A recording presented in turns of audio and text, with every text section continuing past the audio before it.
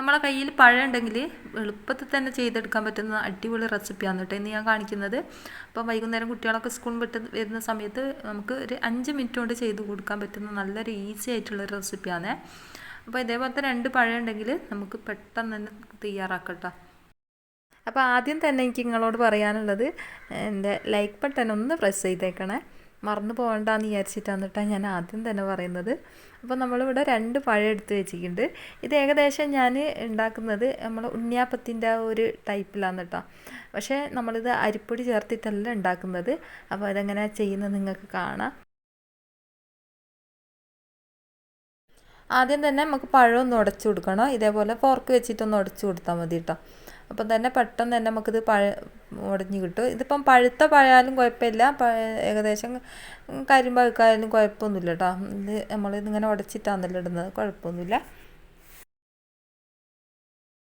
നല്ലോണം പഴുത്തിട്ട് കളയാനായ പഴം കൊണ്ടൊക്കെ ഇതുപോലെ ചെയ്തെടുക്കാം കേട്ടോ. നമുക്കിത് കളയൊന്നും വേണ്ട, ഇതുപോലെ ചെയ്താൽ മതി. അപ്പോൾ ഇതാ ഞാൻ ഇതേപോലെ ഉടച്ച് കൊടുത്തിട്ടുണ്ട്. എൻ്റെ വീഡിയോ കാണുന്നവർ ഒരു സ്മൈലെങ്കിലും വീഡിയോക്ക് കമൻ്റായിട്ടൊന്ന് ഇടണം കേട്ടോ. എന്നാലാണ് എൻ്റെ വീഡിയോ ഒന്ന് ഓടൂ. അതിന് വേണ്ടിയിട്ടാണ് കേട്ടോ നിങ്ങളോടൊന്ന് കമൻറ്റ് ചെയ്യാൻ പറയുന്നത്. അപ്പോൾ അതാ ഞാൻ സൂചിപ്പൊടി ആണ് ഇട്ട് കൊടുത്തത്. 1 ഗ്ലാസ് സൂചിപ്പൊടി എടുത്തിട്ടുണ്ട് കേട്ടോ. 1 ഗ്ലാസ് നിറച്ചുമില്ല കേട്ടോ, അതിൻ്റെ ഒരു 2 ടീസ്പൂൺ കുറവുണ്ടാവും. അപ്പോൾ ഞാനത് അതിലേക്ക് ഇട്ട് കൊടുത്തിട്ട് നമുക്ക് അത്ര തന്നെ വെള്ളം നമുക്ക് സൂചിപ്പൊടീൻ്റെ അകത്തേക്ക് ഒഴിച്ച് കൊടുക്കാം. അപ്പോൾ വെള്ളം ഒഴിക്കുന്ന സമയത്ത് ഇതൊന്ന് കുതിരാൻ വെക്കണം കേട്ടോ. കുതിർന്ന് വന്നാലാണ് നമുക്ക് ബാക്കിയുള്ള കാര്യങ്ങൾ ചെയ്യേണ്ടത്. സൂചിപ്പൊടി ഇവിടെ നല്ലോണം കുതിർന്ന് വന്നിട്ടുണ്ട്. ഇനിയിപ്പോൾ നമുക്ക് ഇതിലേക്ക് 1/2 ടീസ്പൂൺ തന്നെ കരിഞ്ജീരകം ഇട്ട് കൊടുക്കുക. പെട്ടെന്ന് തന്നെ കുതിർന്ന് വരും കേട്ടോ. അപ്പോൾ അതാ ഈ ഒരു സമയം ഞാൻ 1/2 ടീസ്പൂൺ കരിഞ്ജീരകം ഇട്ട് കൊടുത്തിട്ടുണ്ട്. ഏലക്ക ഞാൻ ഇതിലേക്ക് പൊടിച്ചാണ് ചേർത്ത് കൊടുത്തത്.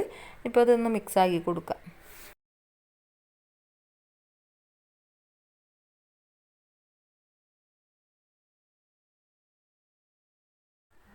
ഇനി 1/2 ടീസ്പൂണ് നല്ല ജീരകം ചേർത്ത് കൊടുക്കുക.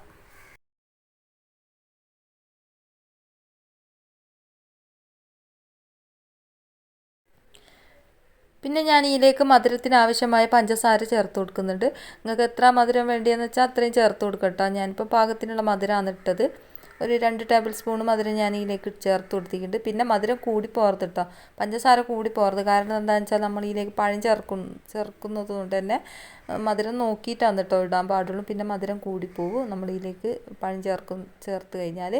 അപ്പോൾ ഇനി ഇത് ഒന്ന് മിക്സ് ആക്കണം. പിന്നെ ഞാൻ ഇതിലേക്ക് പഞ്ചസാര ഇത്രയും ചേർത്താൽ എന്താണെന്ന് വെച്ചാൽ ഇനി കുറച്ചും കൂടി സാധനങ്ങൾ നമ്മൾ ഇതിലേക്ക് ചേർത്ത് കൊടുക്കുന്നുണ്ട്, പഴം മാത്രമല്ല കേട്ടോ. അപ്പോൾ ഇതാ പഴം ഞാനിപ്പോൾ ഇതിലേക്ക് ചേർത്ത് കൊടുക്കട്ടെ. പഴം ചേർത്ത് കൊടുത്തിട്ട് ഒന്നും കൂടി മിക്സ് ആക്കി കൊടുക്കട്ടോ. ഇതിൻ്റെ ഇടയിൽ കൂടി നമ്മൾ ഇതിലേക്ക് ഒരു നുള്ളു ഉപ്പും കൂടിയും ചേർത്ത് കൊടുത്തിട്ടുണ്ട് കേട്ടോ. അത് കാണിക്കാൻ വിട്ടുപോയതാണ്. പിന്നെ നമ്മൾ ഇതിലേക്ക് നല്ല നെയ്യ് ചേർത്ത് കൊടുക്കുന്നുണ്ട്, പശു നെയ്യ്. ഇഷ്ടമുള്ളവർക്ക് ചേർത്ത് കൊടുക്കുക, ഇല്ലെങ്കിൽ ചേർത്ത് കൊടുത്തിട്ടില്ലേ കുഴപ്പമൊന്നുമില്ല. ചേർത്ത് കൊടുത്താൽ നല്ല ടേസ്റ്റ് ആയിരിക്കും. അതുകൊണ്ടാണ് ഞാൻ നല്ല നെയ്യ് ഇതിലേക്ക് ചേർത്ത് കൊടുക്കുന്നത്. പഴം നല്ലോണം മിക്സ് ആവണം കേട്ടോ, എന്നാലാണ് ഇതിൻ്റെ കറക്റ്റായിട്ടുള്ള ടേസ്റ്റ് വരും. അപ്പോൾ നല്ലോണം മിക്സാക്കി കൊടുക്കുന്നുണ്ട്. നമ്മളിത് മിക്സിയിൽ അടിച്ചിട്ട് ഒഴിക്കരുത് കേട്ടോ, അപ്പം വെള്ളം പോലെ ആയിപ്പോവും.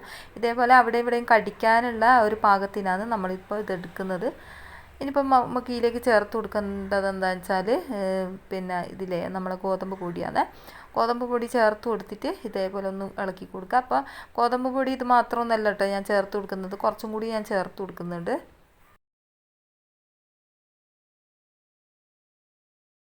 ഇപ്പം ഞാനിവിടെ 1 ഗ്ലാസ് ഗോതമ്പ് പൊടിയാണ് ചേർത്ത് കൊടുത്തത്.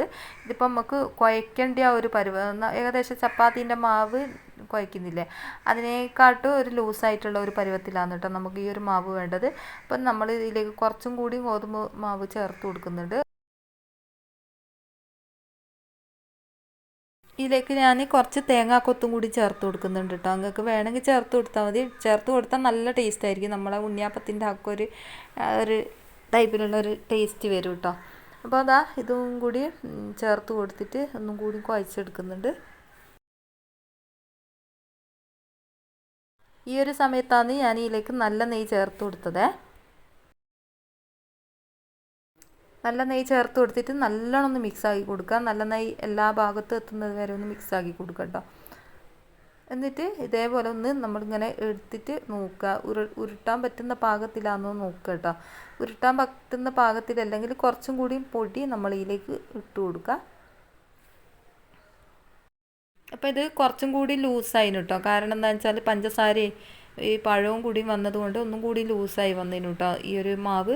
അപ്പം ഞാൻ കുറച്ചും കൂടി പിന്നെ നമ്മൾ ആട്ടുപൊടി ചേർത്ത് കൊടുത്ത്, ഗോതമ്പ് മാവ് ചേർത്ത് കൊടുത്തിട്ടുണ്ട്. എന്നിട്ട് ഇതൊന്ന് നല്ലോണം ഇതേപോലെ ഒന്നും കൂടി മിക്സാക്കി കൊടുക്കുക. ഏകദേശം നമ്മൾ ചപ്പാത്തിൻ്റെ ആ ഒരു പരുവല്ലേ, ആ ഒരു പരുവത്തിലാണ് കിട്ടേണ്ടത്. അതിനേക്കാട്ടും കുറച്ച് ലൂസായിട്ടാണ് കേട്ടോ നമുക്കിത് വേണ്ടത്. എന്നാലാണ് നല്ല ടേസ്റ്റ് ഉണ്ടാവുക, നല്ല അടിപൊളിയായിട്ട് തന്നെ നമുക്ക് കിട്ടുക.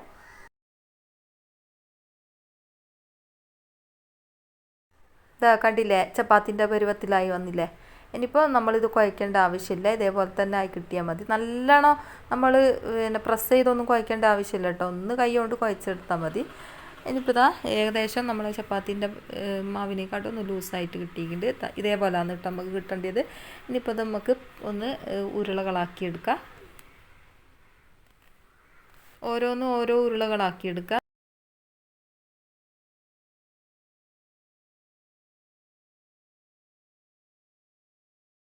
ഇതേപോലെ ഉരുട്ടിയെടുക്കാൻ പറ്റുന്ന ഒരു പാകത്തിലാണ് നമുക്ക് വേണ്ടത്. ഇതിപ്പോൾ ഞാനിപ്പോൾ ഓരോന്ന് ഉരുളകളാക്കിയിട്ട് നമുക്ക് ഇതേപോലെ എണ്ണയിലേക്ക് ഇട്ട് കൊടുക്കുന്നുണ്ട്. ഇതാ കണ്ടില്ലേ, ഇതേപോലെ ഉരുട്ടിയിട്ട് ഇട്ട് കൊടുത്താൽ മതി കേട്ടോ. അത് അവിടെ നിന്ന് ഫ്രൈ ആയിക്കോളൂ.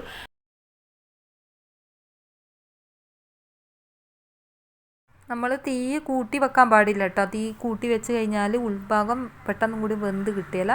തീ കുറഞ്ഞ തീയിൽ വേവിച്ചെടുക്കണം. എന്നിട്ട് മുകളിൽ നല്ല ഗോൾഡൻ കളറായി വരുന്നത് വരെ ഒന്ന് വേവിച്ചെടുക്കുക കേട്ടോ. തിരിച്ചും മറിച്ചൊക്കെ ഇട്ട് കൊടുക്കുക, എന്നിട്ട് ഒന്ന് വേവിച്ചെടുക്കുക. തീ കൂട്ടി വെച്ച് കഴിഞ്ഞാൽ ഇത് പെട്ടെന്ന് മുകൾ ഭാഗം കരിഞ്ഞ പോലെ ആയി പോകും കേട്ടോ, വെന്ത് കിട്ടിയല്ല ഉൾഭാഗം. അപ്പം തീ കുറച്ചിട്ട് ഇതേപോലെ പതുക്കെ ഒന്ന് ഫ്രൈ ആക്കി എടുക്കുകയാണ് ചെയ്യുന്നത്. ഏകദേശം ഒരു ഗോൾഡൻ കളറായതിന് ശേഷം നമുക്കിത് കോരി മാറ്റാം. ഇതൊക്കെ കണ്ടില്ലേ, നമ്മളെ ഉണ്ണിയപ്പം പോലത്തെ അപ്പം ഇവിടെ റെഡി ആയിട്ടുണ്ട്. പഴം കൊണ്ട് ചെയ്തതാണെന്ന് ആരും പറയല്ല കേട്ടോ, അത്രയ്ക്ക് ടേസ്റ്റാണ്. നല്ല ടേസ്റ്റ് ഉണ്ട്. ഇതിൻ്റെ ഉൾഭാഗമൊക്കെ നല്ലോണം വെന്ത് നല്ല സോഫ്റ്റ് ആയിരുന്നു കേട്ടോ. അപ്പം കണ്ടാൽ തന്നെ നിങ്ങൾക്ക് മനസ്സിലാവുമെന്ന് വിചാരിക്കുന്നു. ആ തേങ്ങയൊക്കെ ഇടയിൽ കടിക്കുന്ന സമയത്ത് നല്ല ടേസ്റ്റാണ് കേട്ടോ. ഒരു പ്രാവശ്യമെങ്കിലും ചെയ്യാത്തവരുണ്ടെന്ന് ചെയ്ത് നോക്കുക. എന്നിട്ട് നിങ്ങളുടെ അഭിപ്രായങ്ങൾ എന്തായാലും എഴുതി അറിയിക്കാൻ മറന്നു പോകരുതേ.